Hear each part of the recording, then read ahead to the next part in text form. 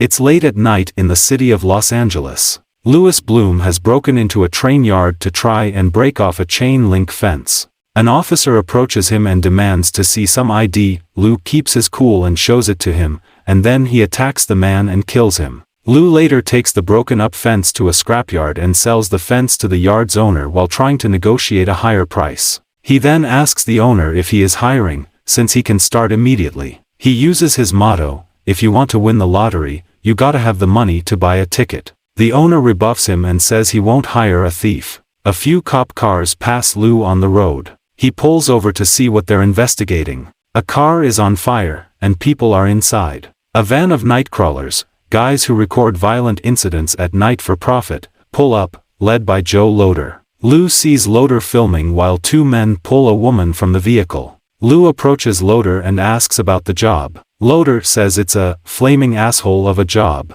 Lou asks him if they're hiring and Loader says no. Lou steals a bike on the beach the next day and goes to pawn it off. The shop owner will only go as far as $700, but Lou asks for $800 in store credit so he can get a camcorder and a police scanner. Using these, he listens to reports of incidents in the area. He pulls up to multiple crime scenes and is told to leave by the police. He manages to get good graphic footage of a man who was shot to death after a carjacking. The police turn Lou and another nightcrawler away, the latter who angrily curses Lou out for ruining his shot. Lou follows the man as he calls his employer and overhears how much the man is set to make off the footage.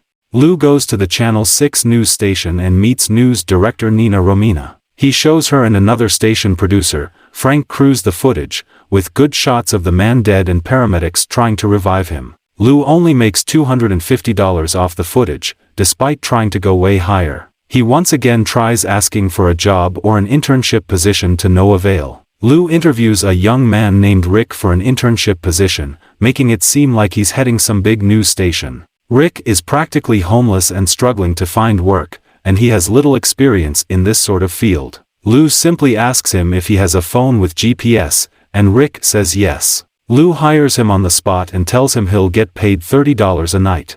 Lou makes Rick read off directions to him as they go looking for incidents. Lou drives like a maniac and makes Rick nervous. He accidentally gives him wrong directions, and they arrive to the scene of a home fire too late, as paramedics have already wheeled the victim away. Lou is furious with Rick. People are gathered around a shooting in a suburban home. Lou sneaks in through the back and into the kitchen where he rearranges pictures on the fridge to focus on the bullet holes and a shot of the neighbors talking to police. Nina loves the footage, but Frank says it looks like Lou broke in. She still uses it.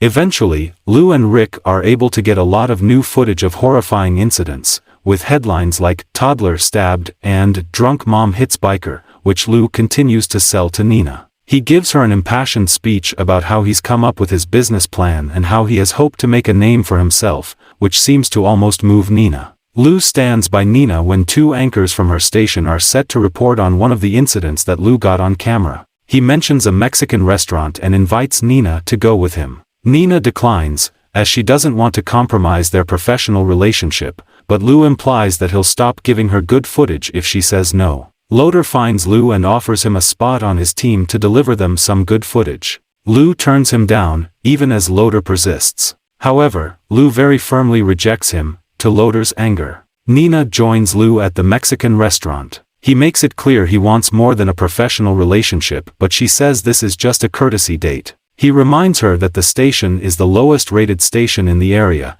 and she needs him just as much as he wants her. Lou and Rick fail to arrive in time for another incident as Loader and his team beat him to the punch, leaving Lou with weak footage of a stabbing in Corona. Nina is pissed at him. Loader's coverage hits Channel 2 in all its glory. Lou smashes his bathroom mirror in fury. He goes to Loader's house and cuts the brakes on his van. This later leads to Loader crashing the van into a pole. Lou and Rick arrive in time for Lou to film Loader being wheeled away in a gurney, choking on his own blood.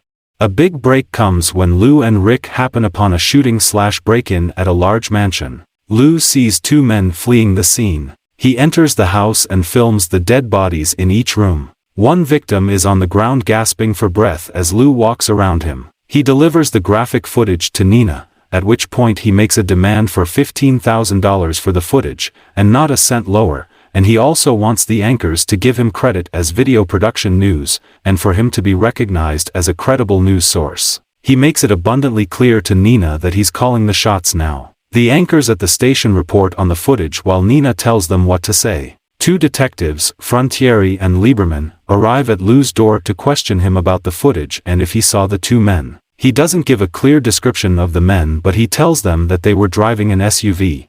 Lou brings Rick to catch the killers and phone the cops. Rick demands a raise if he's going to keep tagging along on these sorts of missions. He meekly asks for $75 a night when Lou states he could have gone higher. Together, they find the killers and follow them to a restaurant. Lou phones the cops and says one of them has a gun. Two cops arrive and enter the place. Two more show up, and the killers begin to shoot at them. The cops shoot the larger killer dead while the other one gets away. Lou and Rick follow them in an intense chase. The cop car is hit by another car. Another cop car catches up to the killer and they crash. Lou stops the car and goes to get his shot. He tells Rick that the killer is dead. Rick goes to film the killer, only to find him alive and with a gun. He shoots Rick 3 times before crawling out. The killer aims his gun at the cops and is shot dead. Lou films his corpse and then films a dying Rick.